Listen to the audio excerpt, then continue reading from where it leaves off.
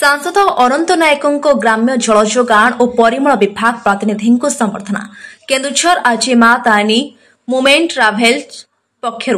सिराज उद्दीन छक travels office रे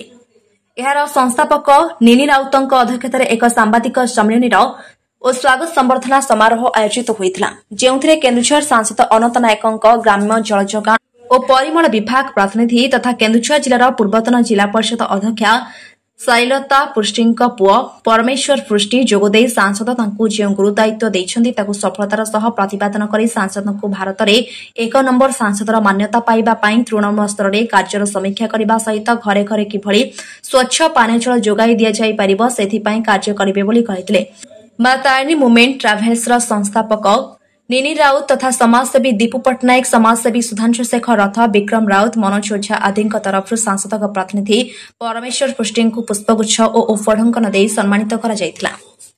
केन्दुझर जिला प्रतिनिधि मगन कुमार मलिक रिपोर्ट चक्रव्यूह न्यूज। परमेश्वर पृष्टि प्रथम समस्त सांबादिक भाई मान को मोर नमस्कार। आज जो सांबादिक सम्मेलन होची मान्यवर सांसद अनंत नायक जे कि मते RWSS बा ग्राम्य जल जोगाण और परिमल विभाग रो रिप्रेजेंटेटिव हिसाब से मते बाछिचंती एवं से मते एथिपई आस्था प्रकट करिथिबारु तांको मोर अशेष धन्यवाद तथा नमस्कार। एवं जिला सभापति सबुज महांत को मध्य एथिपई नमस्कार जणाउची। आउ ए जो आज जो संबर्धना सभा होची ताको जो करिचंती सुधांशु शेखर राउत जे कि तारिणी ट्राभेल्स ओनर तांको मध्य मोर नमस्कार। गोटे जिनस हला जे जो दायित्व मते गुरु दायित्व दिया जायछि मु भाबुची आपण मानकर सेथिरे सहयोग रहिबो तथा जो गवर्नमेंट ऑफिशियल्स अछंती RWSS रो तांकर मध्य सहयोग रहिबो एवं आमे जोटा मुख्य लक्ष्य केमिति घर घर को पानी जीवो लोक माने सरकारंकर जो सुविधा रही ताकू किपरि भावे तांको घरे घरे पहुंचबो तार जो गुरुदायित्व रही ताकू सुचारू रूपे पालन करि परिबु बोली मोर आशा तथा विश्वास। गोटे जिनस रहिला वर्तमान देखंतु केन्दुझर एक कल कारखाना एरिया कहले मध्ये अत्युक्ति रहिबो नाही। आज आपण देखंतु बहुत कल कारखाना पानी रो अपव्यय बा अपखर्च चली जो ताकू केमती रोका जिवो तापरे हमर नदी एठी कम नाही नदी बहुत रही जोटा कि आम दीटा वाटर दीटा भाव आम पानी पाई था गोटे है सरफेस वाटर गोटे है ग्राउंड वाटर। सरफेस वाटर है आम जोटा देखी पारुच पोखरी है नदी है नाल है